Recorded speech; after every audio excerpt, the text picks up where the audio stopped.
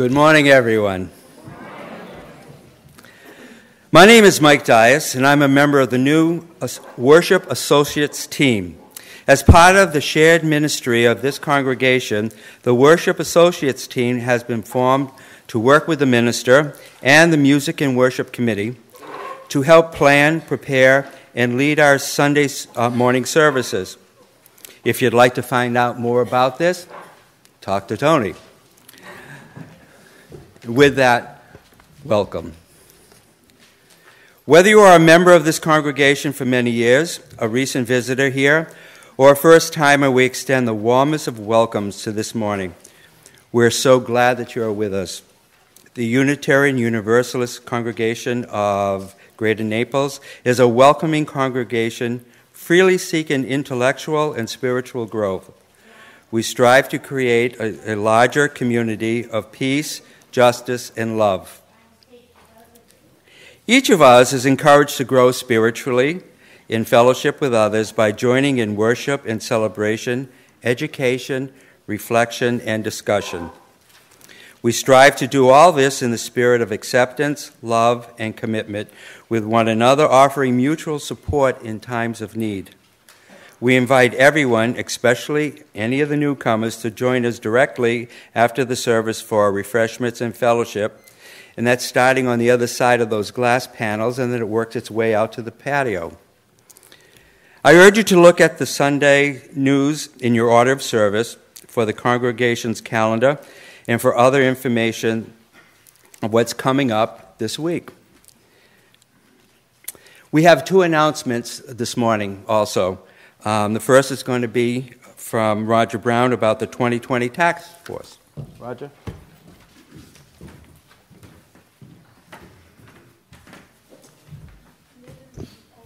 Thanks, Michael. Well, every Sunday in the past month or so, someone from a 2020 task force has stood up and expounded on what we're all about. Today is the perfect day for you to find out exactly how that all fits into where we're going, where we wish to go in the future. Beginning at 12 noon to 1 o'clock this afternoon in Thomas Hall. It's down this hall and into past the auditorium or the entry area in the other building. We will tend to flesh out what you have been giving us, the information you've been giving us for the last month as to what you would like to see happening to this congregation in the future.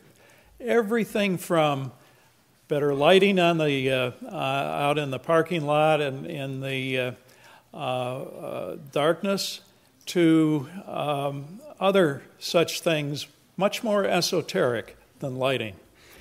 And so come and join us. We will tell you what the task force has been doing at that time to show you how we've consolidated and compressed all of your thoughts and wishes for the future.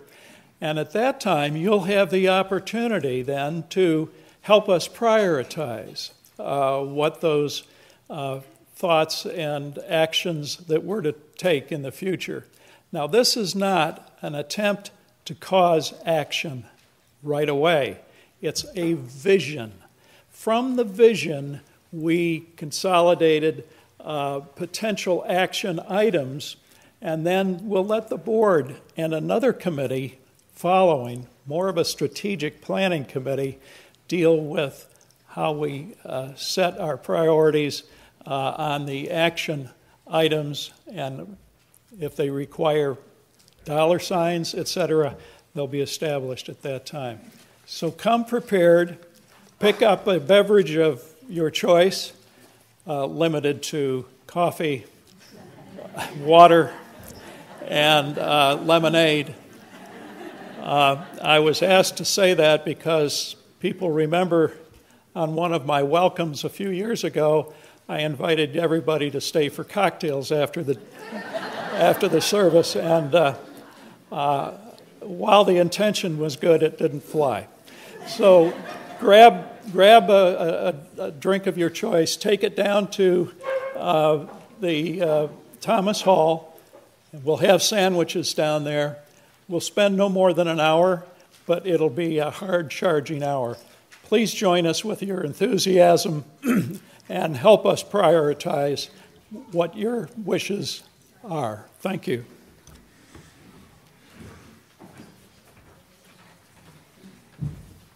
Good morning. I'm Fran Lee, and as Valentine's Day approaches, I'm here to talk about love. Not the greeting card variety, but the kind our UUCGN mission statement says, of creating a larger community of peace, justice, and love. L-O-V-E. On Valentine's Day, February 14th, in our beautiful garden, you are all invited to join us for a celebration of love. Reverend Tony Fisher will conduct a ceremony for couples who would like to renew their commitment to one another, followed by a reception with champagne, punch, and a love cake. If you are interested in being there to renew your commitment or to attend to witness and support your fellow UUs, see Kathy Rippon or Kathleen Teach on the patio after the service. Look for the hearts. To make reservations, tickets are $100 a couple, and the deadline is today. Tony would like to meet with each couple who is renewing their commitment prior to the 14th. The rest of us has until the 11th to make a reservation. The committee needs to know in order to have enough cake, champagne, and punch. Now for the part of our mission statement that says to love our surrounding community. The truly joyful fact is that we are donating all the proceeds from this event to IFHH, Immokalee Housing and Family Services, to further their work in the community. Please be a part of this loving event. Support it. Your heart will be happy.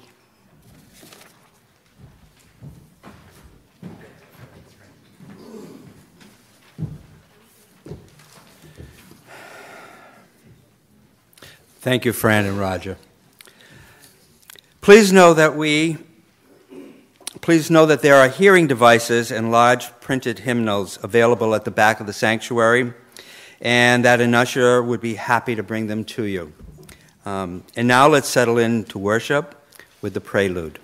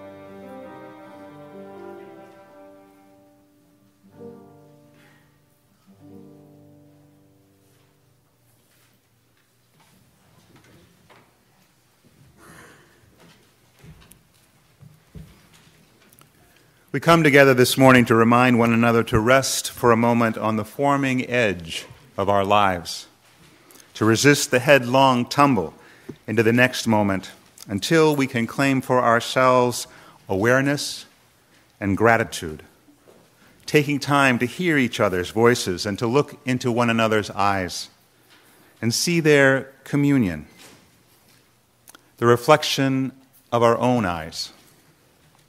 This house of laughter and silence, memory and hope is hallowed by our presence together this morning.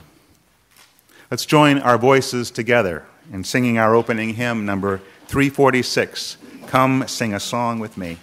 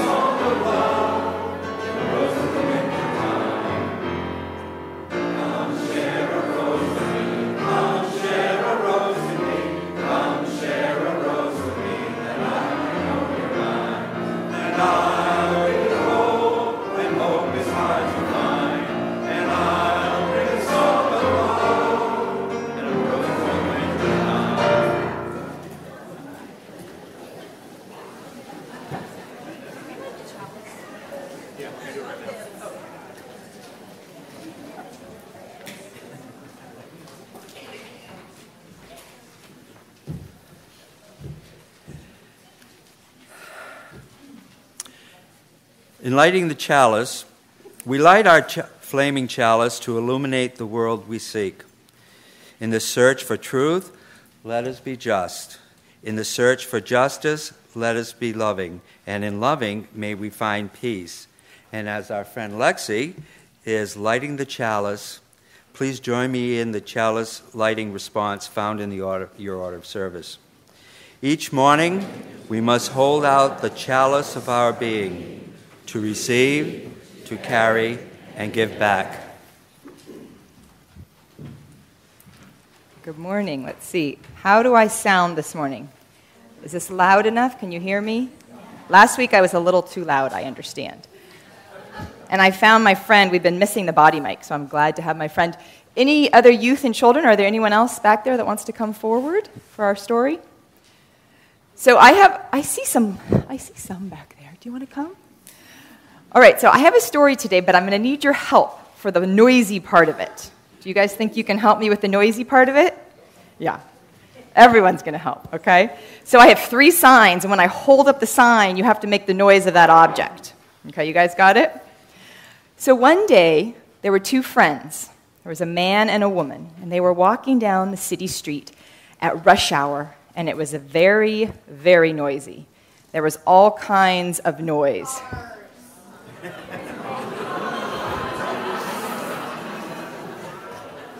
There were lots of people walking and shuffling there. And of course, in addition to the feet and the cars, there was lots of... And amid all that noise, the woman stopped, and she turned to the man, and she said, "Do you hear that?" And he said, "Hear what?"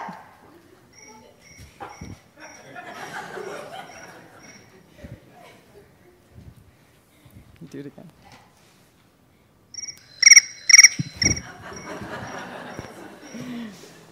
And the woman said, I hear a cricket.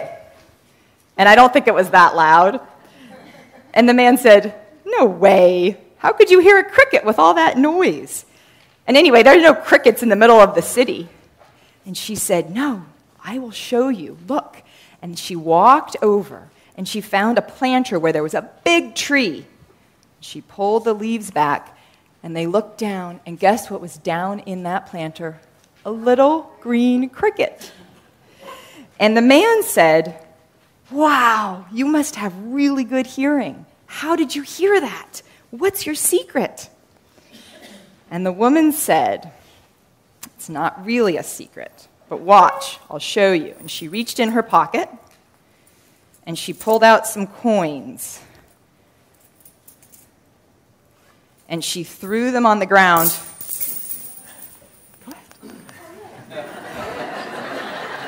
Go ahead.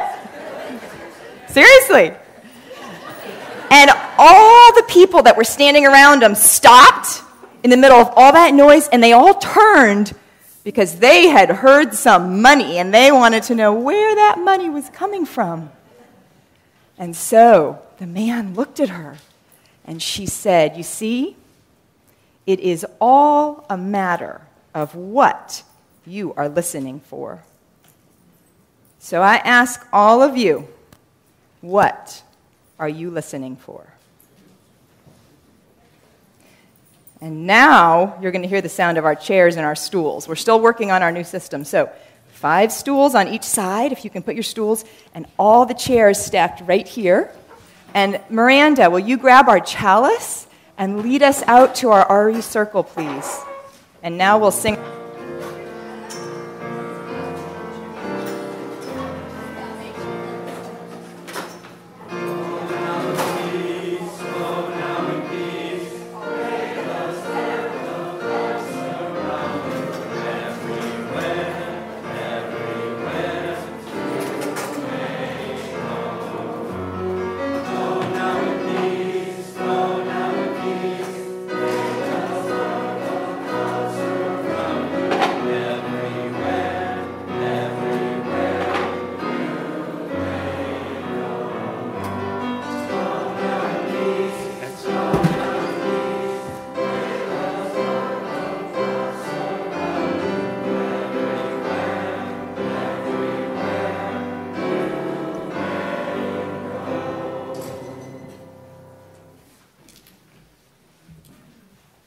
I noticed that when we get to that point in the children's exit song where it says, "May the love of God surround you," there's a little mumbling that's going on. It's sort of not quite as clear. Sort of typical you. If you feel so moved, you could say, "May the spirit of love surround you," next time around. It'll still be a little bit jumbled, but that's okay. We all have our own feelings about this. Before we do our joys and sorrows, I just wanted to say that I forgot to tell Mike about 2 announcements. One is that I had a fabulous time at Progressive Voices last Wednesday introducing the series. It was a wonderful event, and I urge you to come this coming Wednesday, which will, again, be a wonderful event. So please come on Wednesday. And the other is this is the last day for signing up to do a tour of the shelter for abused women and children. So Flo will have that sign-up sheet, or it's outside, one of the two.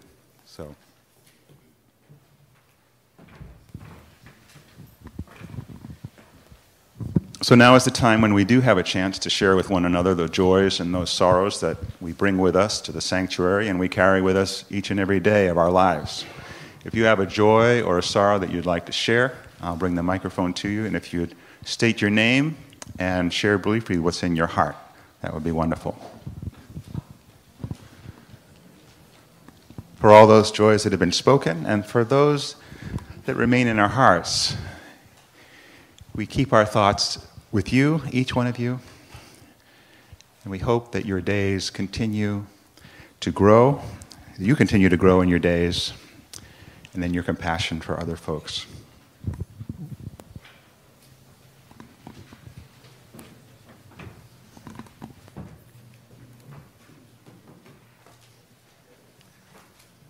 Let's sing together as we remain seated, "Spirit of Life," number 123 in the Great Hymnal.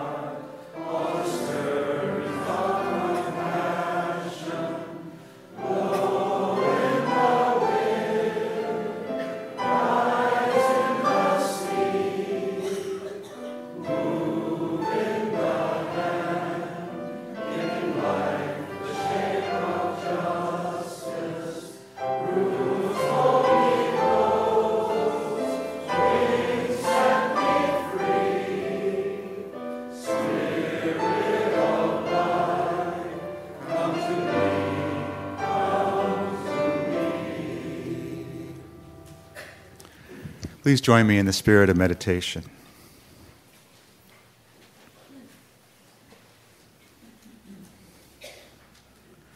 The passing of an hour or a day seems like nothing in the continuous stream of our lives.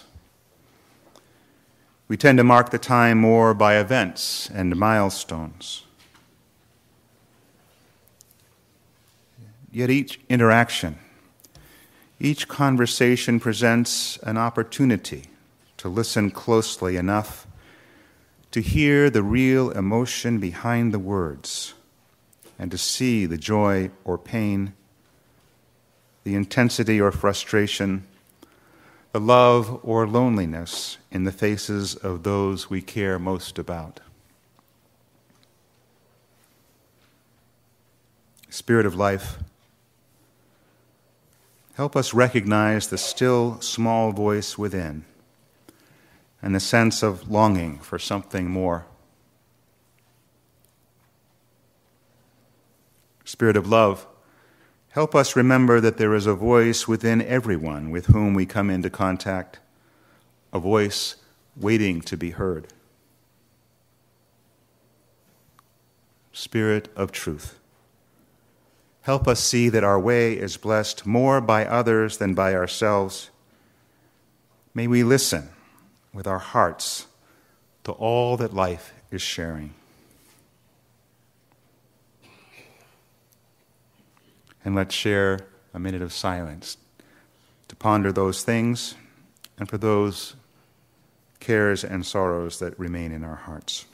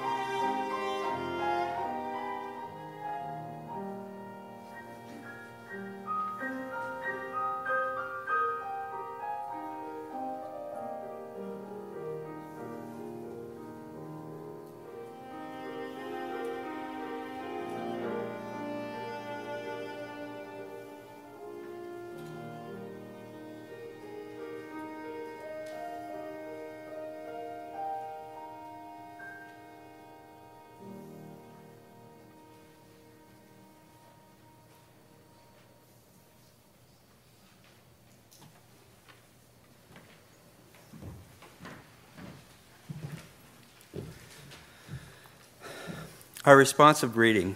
Please join me in the responsive reading found in your order of service. When we listen. When we listen, we offer with our attention an opportunity for wholeness. Our listening creates a sanctuary for the homeless hearts within the other person. That which has been denied, unloved, devalued by themselves and by others, that which is hidden. In this culture, the soul and the heart too often go homeless. Listen creates a holy silence. When we listen generously to people, they can hear the truth in themselves, often for the first time. And in the silence of listening, you can know yourself in everyone. Eventually, you may be able to hear in everyone, beyond everyone, the unseen singing softly to itself and to you.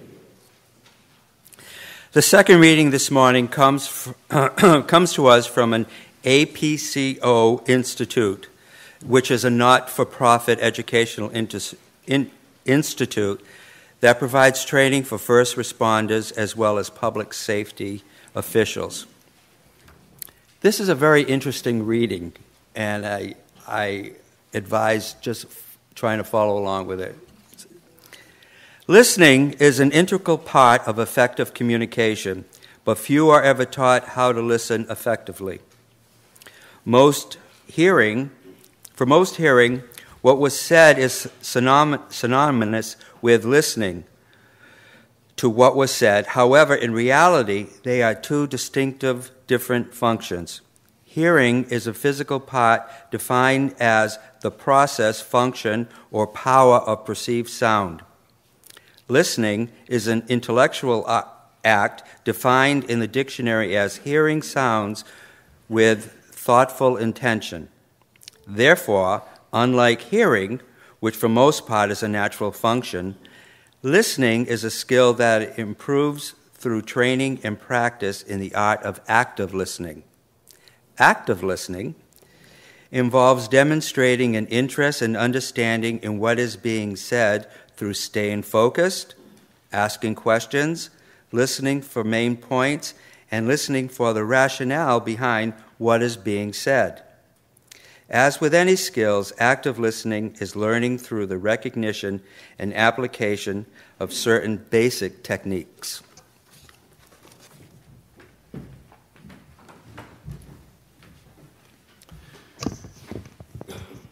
We will receive this morning's offering for the ongoing mission of this congregation.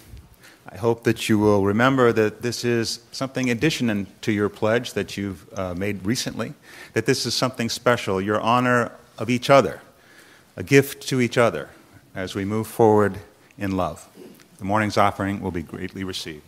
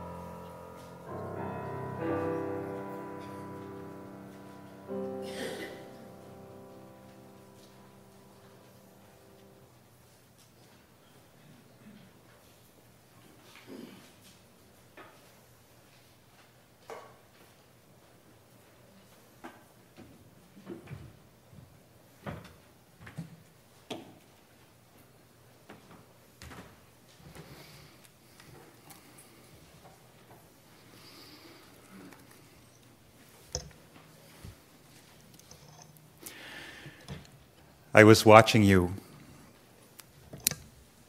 earlier during the musical meditation. And you were in rapt attention.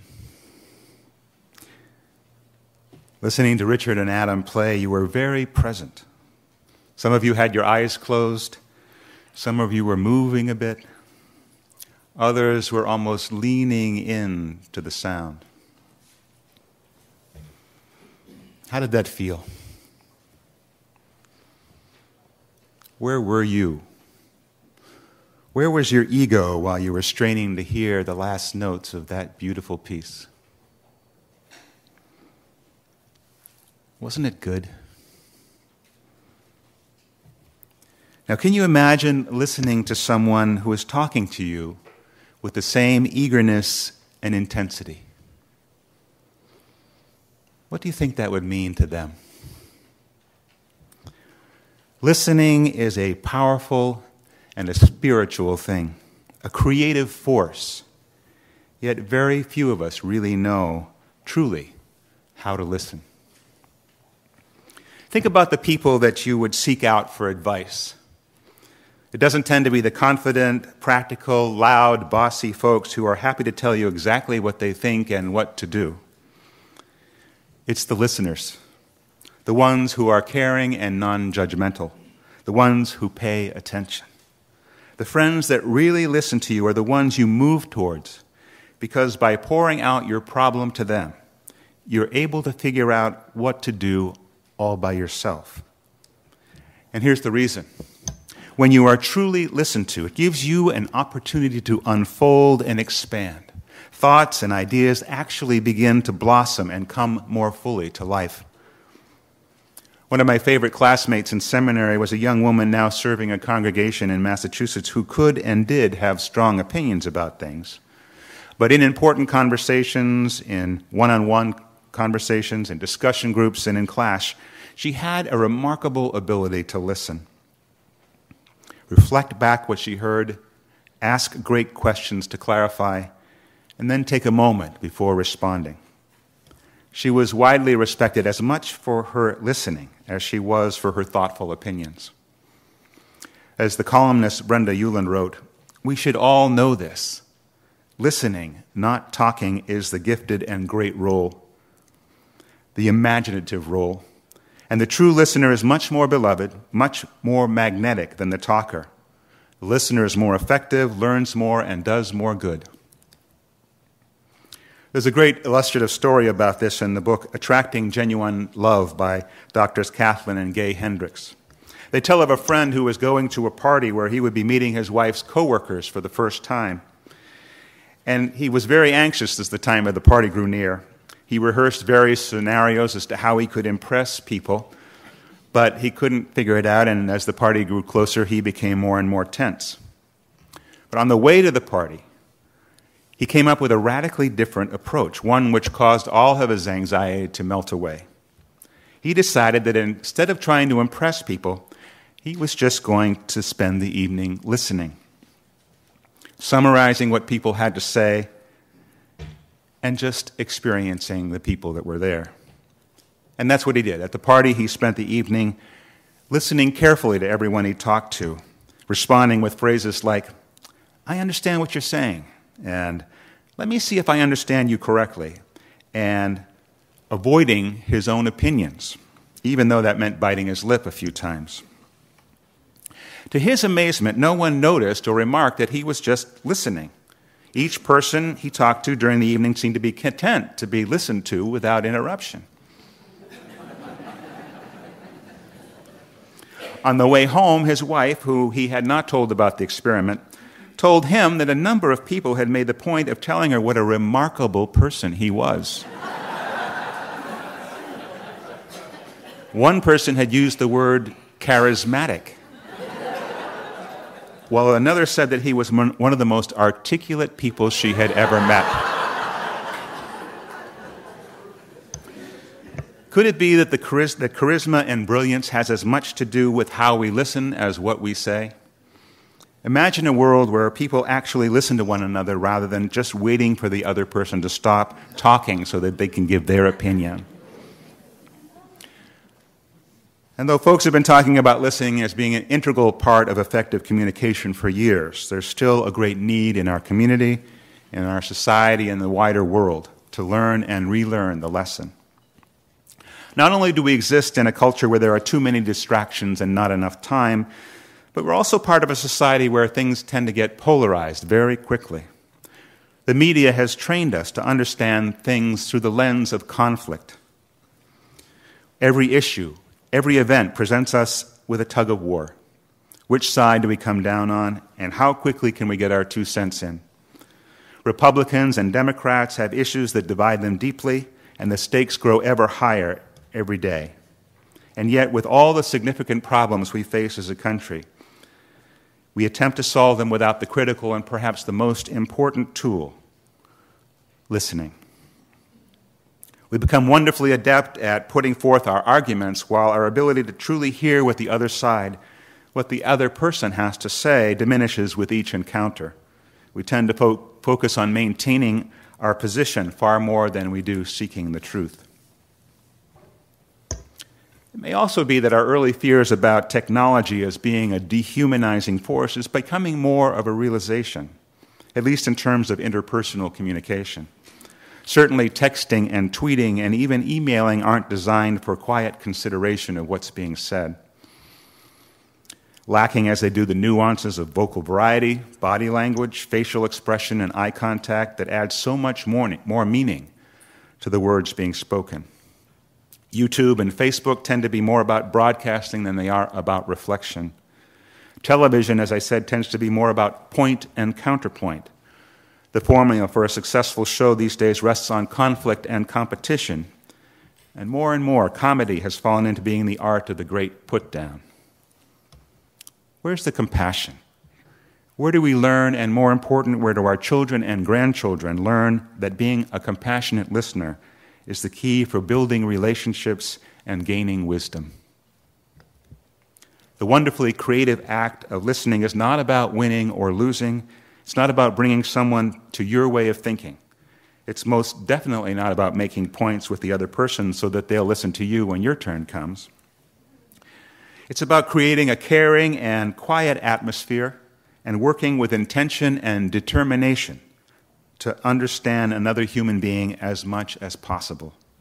It's about trying to discover the deep-seated needs, fears, motivators, and heartfelt goals of the one person to whom you are listening. Listening is a spiritual thing, a creative force.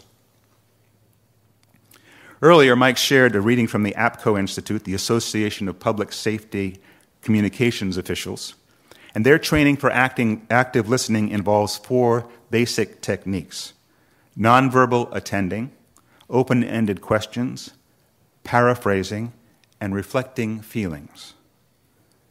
Nonverbal attending means demonstrating your concern and interest through eye contact, facial responsiveness, and body language, showing in a very natural way that you are there with the speaker, encouraging them to keep talking. Nonverbal attending also assists you in staying focused as you lean in, focused on what's being said. Open-ended questions are those that require the speaker to provide more information, encouraging and even allowing them to open up and expand on the subject in a free-flowing manner. When you ask an open-ended question, as opposed to questions that might reveal your own biases and thoughts, it lets them know that their thinking matters to you. Instead of asking, "Why ever did you do that?" you might ask, "Tell me more about how you came to follow that course of action." For you, the listener, open-ended questions can help you stay clear on what's being said and also demonstrate to the speaker your continuing interest in the conversation. Paraphrasing the speaker's message not only shows you're listening that you understand, but it also helps ensure that your interpretation or understanding is correct. It allows for space in the conversation to give the speaker an opportunity to reflect on what they've said and explore for themselves the issue more fully. And finally, by reflecting back the speaker's feelings, by repeating in a short declarative statement that the emotion that the speaker is conveying to you, it asserts your awareness of the speaker's underlying emotions. The use of reflecting feelings helps generate nonverbal communication channels that establish rapport. It assists you in listening more carefully. The ability to reflect these emotions back in a non-judgmental way requires listening empathetically to help you understand where the speaker's coming from. Nonverbal attending, open-ended questions, paraphrasing, and reflecting feelings. 4 simple steps for skillful listening that together honor the speaker while also giving them the opportunity to move through their thoughts and feelings to a new synthesis. A good listener can cozy up to their own words, cozy up to the speaker's words, try them on for size, and discover whether what they're hearing rings true or not. So it requires real courage, because when we listen deeply, it's quite possible we might hear something that might make us stop and think and maybe change our own assumptions. And this may be, in fact, one of the greatest obstacles to creative listening that exists. Our fear that in listening deeply to another, something might shift within ourselves. Our fear that listening deeply to another, something might shift within ourselves. And yet, isn't this what living and growing is all about? Opening ourselves up to the possibility of change. While active listening can be a positive tool in any situation, it's occurred to me that within our institutions, within a congregation like ours, for example, that strives to create a larger community of peace, justice, and love, we need to listen even more carefully to folks whose thinking may be different from our own. We can be quite good at nurturing each other in one-on-one interactions, and these are part and parcel of our shared ministry. But when issues arise of difference, and the need for careful listening is truly at its greatest, what do? Do we shut our ears down and eagerly wait our turn to speak? Or do we seek first to understand, giving ourselves the opportunity to learn, seeing our way through to the other's point of view, and better understanding the reasoning behind it, so that with reflection provide a response that may even integrate their ideas with our own? My experience tells me that this is a growing edge for most congregations. Starting today with the 2020 feedback session and over the next month, as we hone our vision for the future, we have an opportunity to practice good listening so that everyone feels heard, understood, and honored, even if the final vision, at least for this go-around, may not include all the creative possibilities that have been mentioned. Listening can be a powerful and a spiritual thing, a creative force. The story about the charismatic husband speaks to the qualities projected on the listener, but it's equally important to recognize the gift that a good listener gives to the speaker. My own story, one that parallels the first, happened during the time I was researching this as a sermon topic. I had boarded a too small plane, packed with tired, end-of-the-day travelers bound for Atlanta. The woman who plunked herself down on the seat next to mine heaved an audible sigh and took 2 deep breaths. I'd been looking through a book titled The Zen of Listening, hoping to find some gems for this service, but decided that rather than read, I would act. I asked if she'd had a tough travel day, and then encouraged her to talk using all the skills that I'd been reading about. And for some reason, I felt invested in finding out about this person, this human being who, by pure chance, was forced to share an airplane ride with me.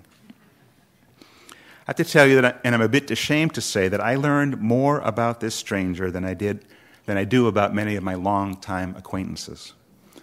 I learned about her husband and her son and daughter, 15 and 12 respectively. I learned about her work in computer software sales. I learned she researched and implemented tools that enhanced her company's internet marketing capabilities. I learned, coincidentally, that there's something called digital body language, whereby through the use of cookies, a tremendous amount of information about you can be gleaned by what you do on your computer. I learned she worked too hard and that she longed someday to enter a field where she might make more difference in the world and have a direct impact on people. I learned she wished for some spiritual connections, perhaps even a spiritual community, but due to her husband's experiences with religion in his childhood, he was quite reluctant for them to do so. After hearing about what spirituality meant to her, I offered my only real contribution to the content of the conversation by telling her about Unitarian Universalism. And she seemed genuinely interested. Other than that, I held back from inserting myself into the conversation. I didn't say, oh, I know about that, or have you ever thought about doing this? As we landed, she said that she'd had a great flight, and I know she got up with much more energy than when she sat down.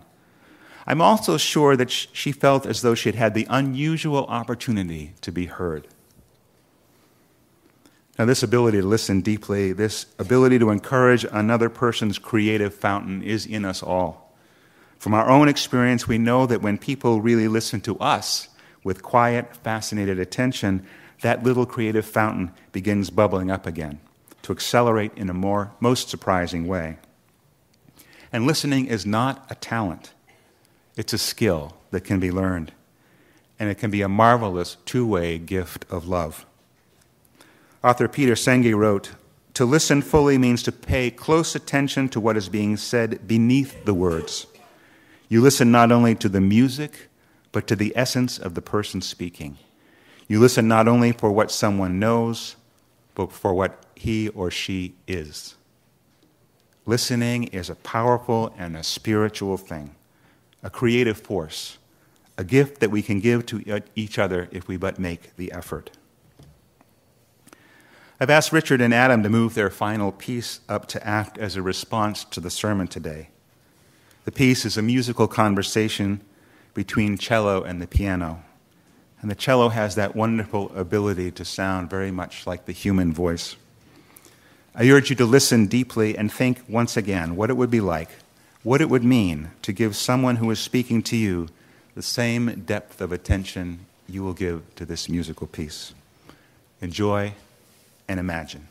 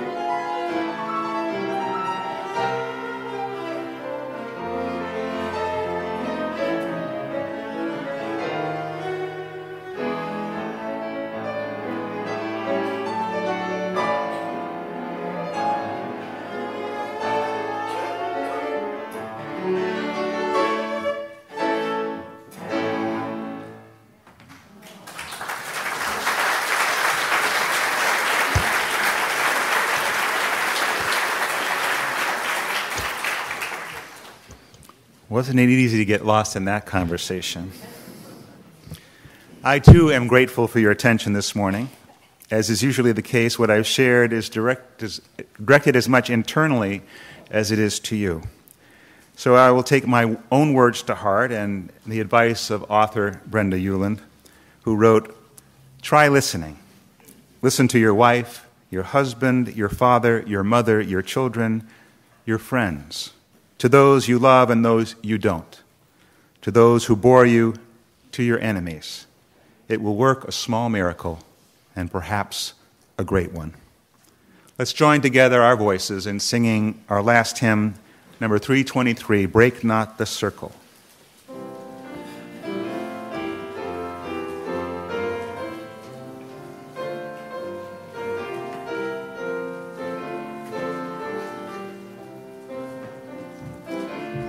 And rise as you're willing and able.